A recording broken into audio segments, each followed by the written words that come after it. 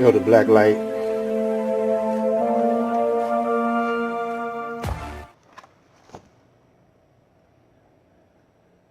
We can't handle the truth, right? That's what we're talking about today. And for a couple of days, we probably be on that theme. On Our Savior Has Arrived is chapter 30. It says, page 160, and we made the son of Mary and his mother a sign, and we gave them refuge on a lofty ground, having meadows and springs.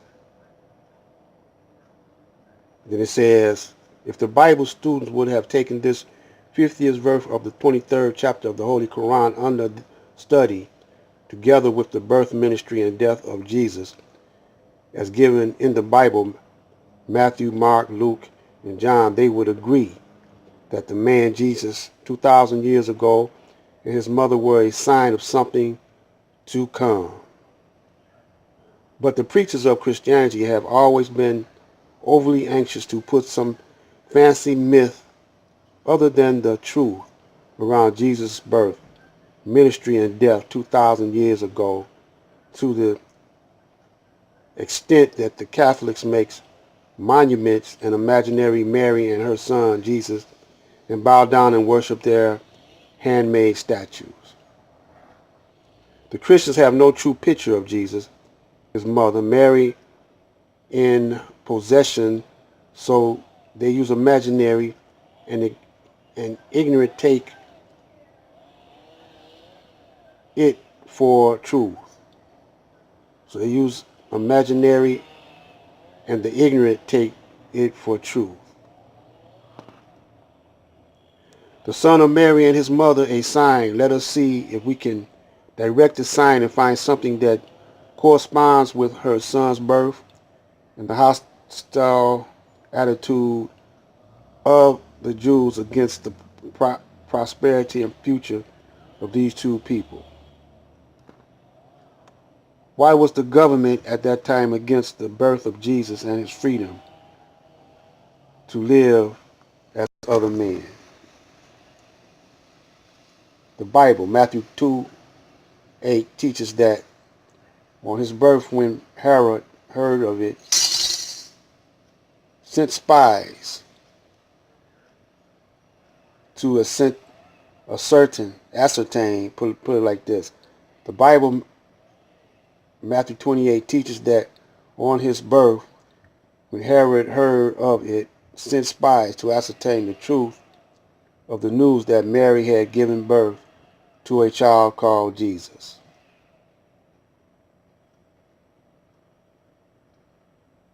I'm not going to read all of it, but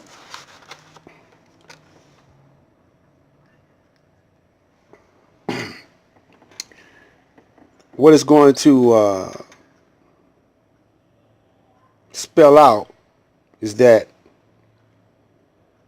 all this is a sign of the black man.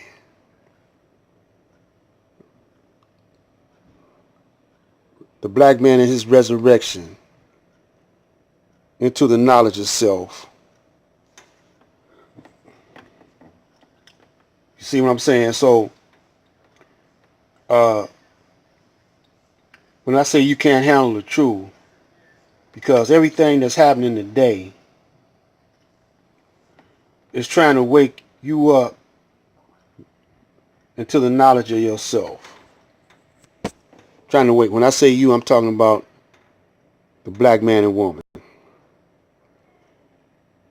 Elijah Muhammad was a sign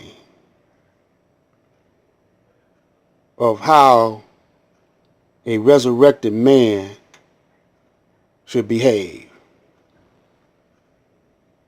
When you resurrect yourself into the mind of a God,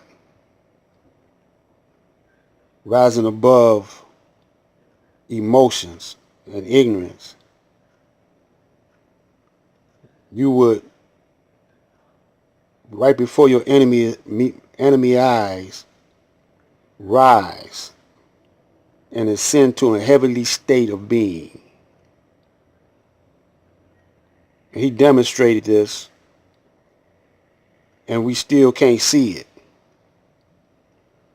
And so they say, well, why did his own son turn against him? Why is Farrakhan teaching something all totally different at this late date in his life?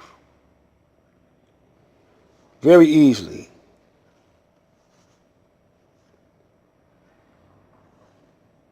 Elijah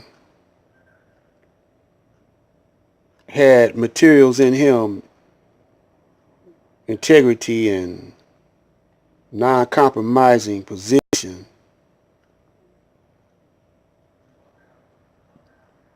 So he was used as a light or example.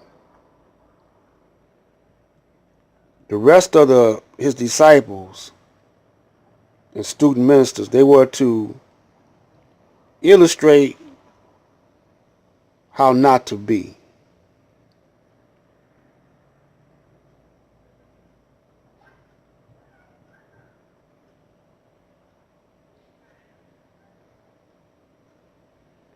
So here we go again.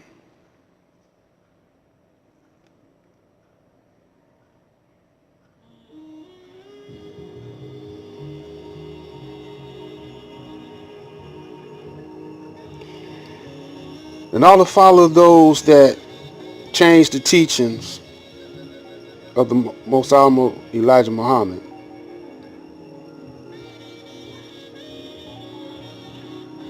Y'all need to wake up. When y'all recognize that the man, see, what it is the money, man.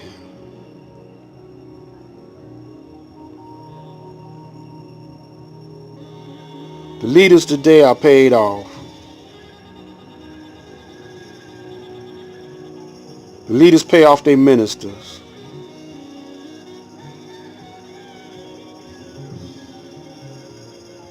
Therefore, the followers go astray. They're not being paid off, but they just going astray because they doing all the paying. They digging deep in their pockets and paying the ministers and the hypocrites. Also, the conscious, so-called black conscious community, they are being paid off by the government. Young Pharaoh and Sarasut Seti, they're trying to turn you against Islam. And on the next video, we're going to talk about Islam, the real Islam. This is Black Light.